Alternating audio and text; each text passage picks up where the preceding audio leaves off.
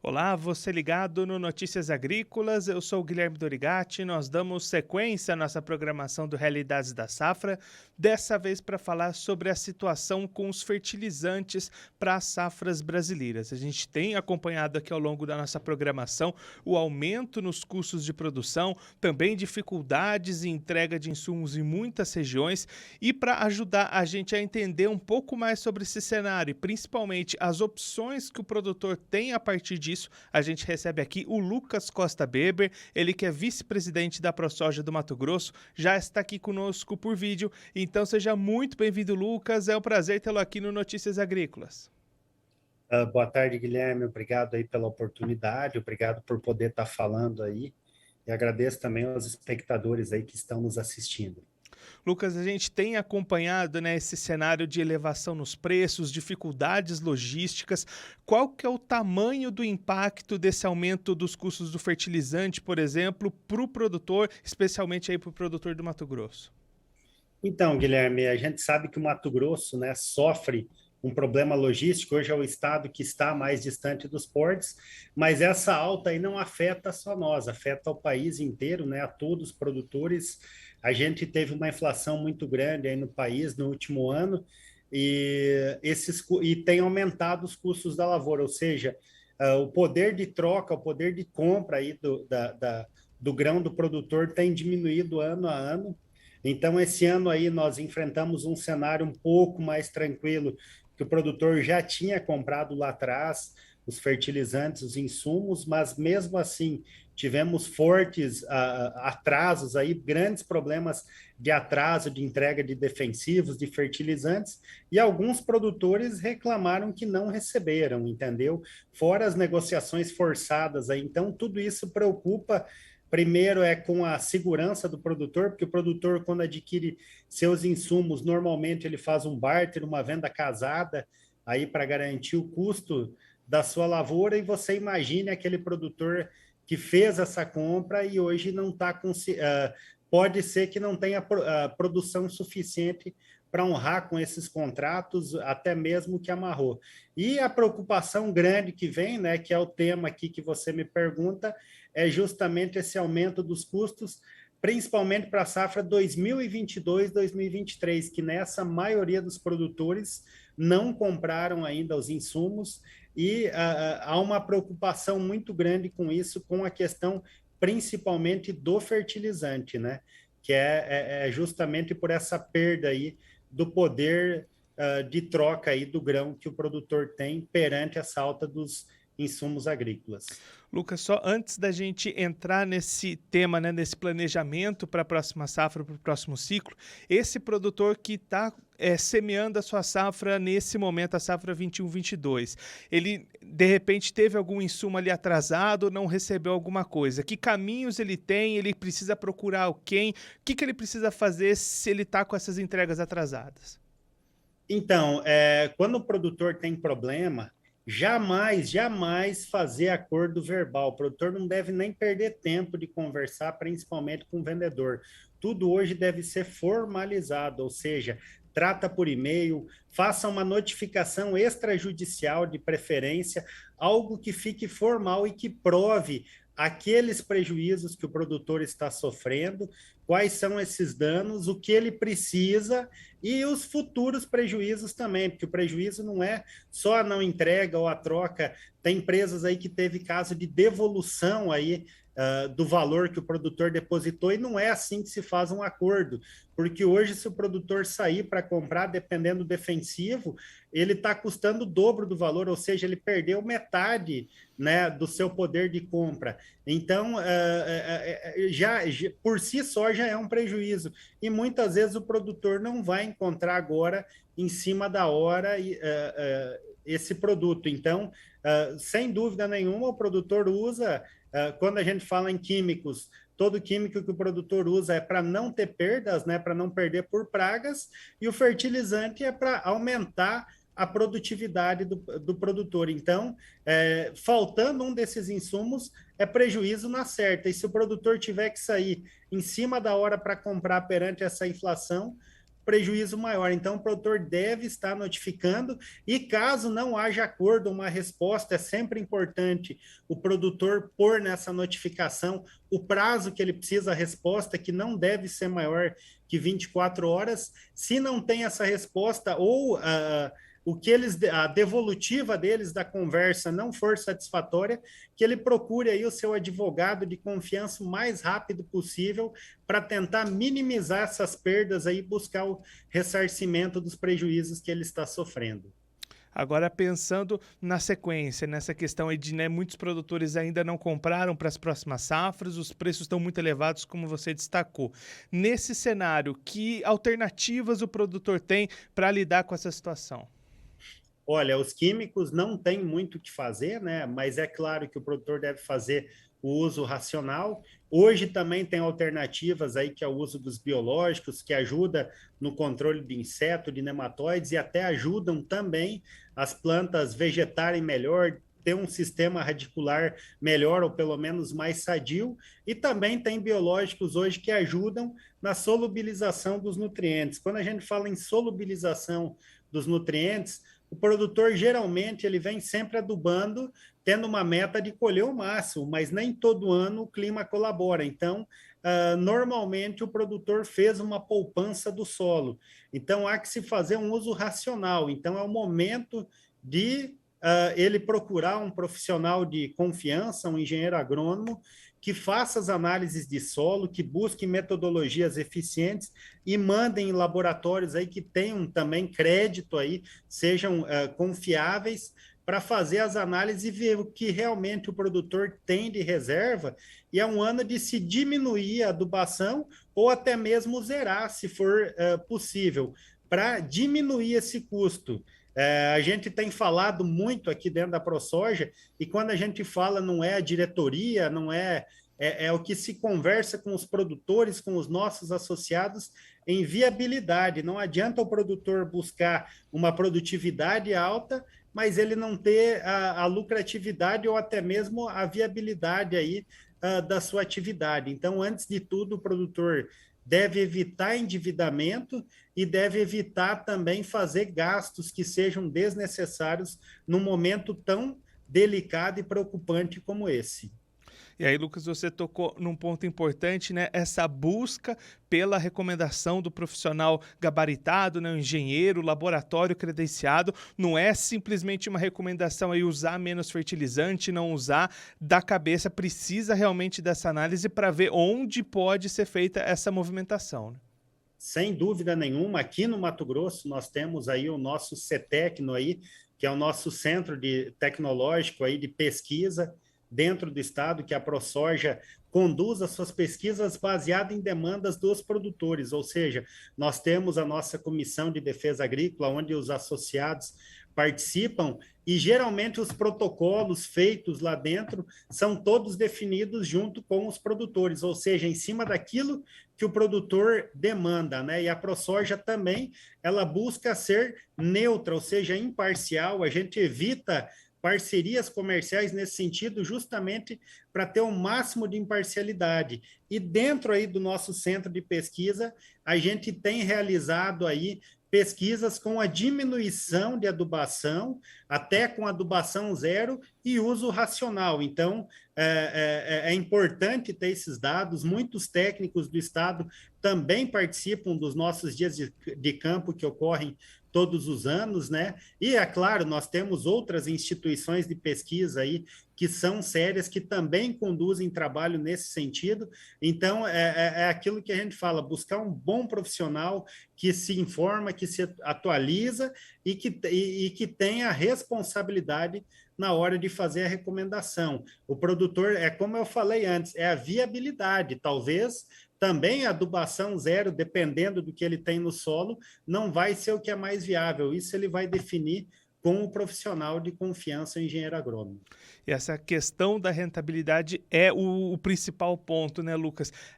Você destacou essa fala agora há pouco. É a conta que o produtor precisa fazer da produtividade de um lado, mas a rentabilidade do outro. Como que ele pode fazer essa conta? O que que ele pode levar em consideração nesse momento para ver se, de repente, vale a pena produzir menos, mas ainda assim ele vai ganhar mais?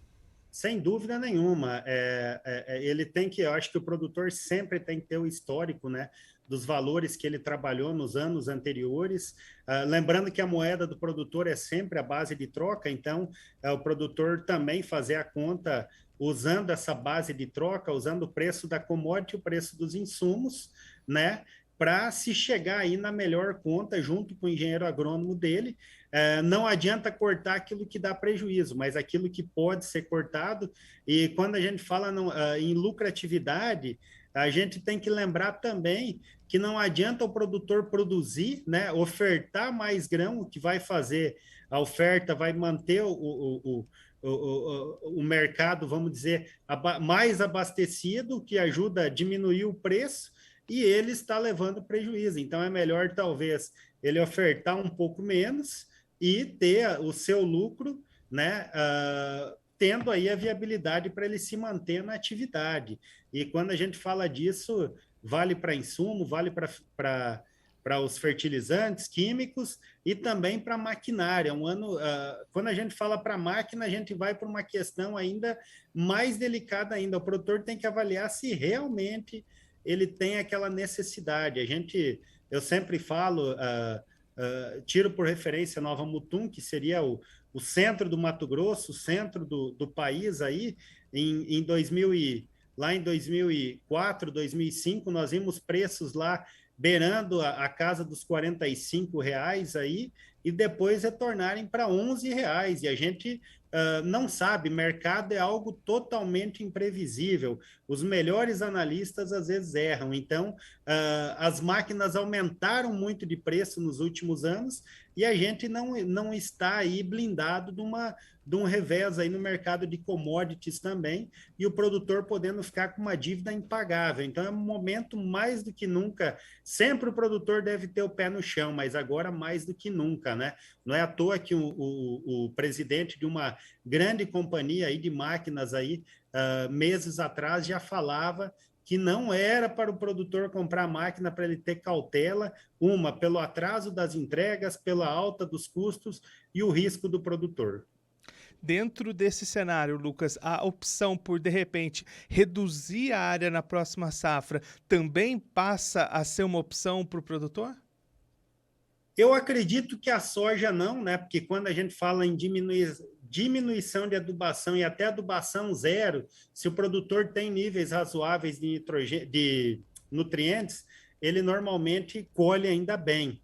Agora, o problema é quando a gente vai para o milho, porque o milho a gente é totalmente dependente do nitrogênio, né? O milho não faz a fixação biológica como a gente tem com soja, com a ajuda dos risóbios, mesmo as azospirillum aí, que é um agente biológico que ajuda um pouco a fornecer um pouco mais de nitrogênio para o milho, mas não é um teor significativo.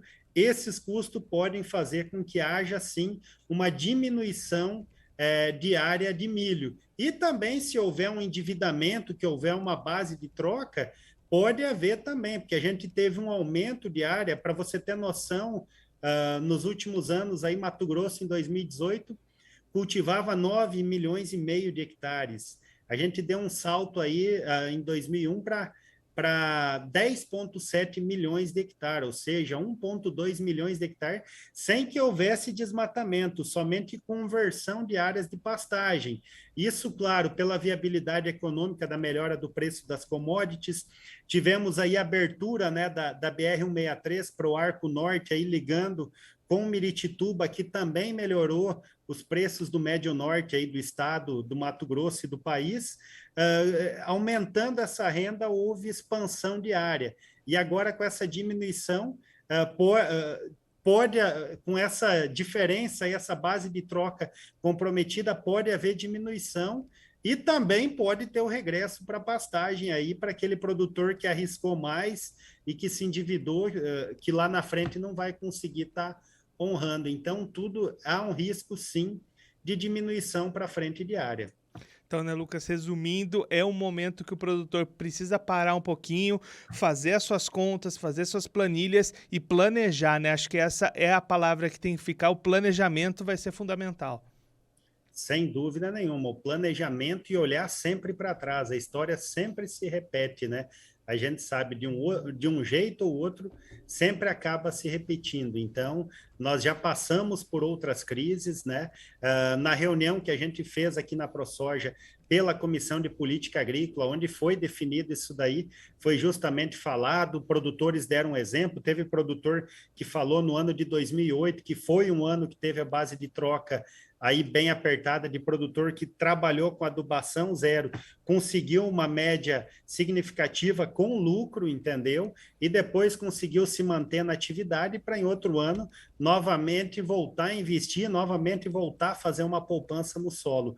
Mas agora o cenário, para quem já conhece, né, a história, ele assusta quem, então o produtor tem que ter o pé muito bem colocado no chão aí para não ter uma queda aí e comprometer o seu patrimônio, aquilo que ele fez lá atrás. Lucas, muito obrigado pela sua participação, por ajudar a gente a entender esse cenário, essas recomendações para o produtor que vão ser muito importantes nesse planejamento para safras que vão vir aí pela frente. Se você quiser deixar mais algum recado, alguma mensagem final para quem está acompanhando a gente, pode ficar à vontade.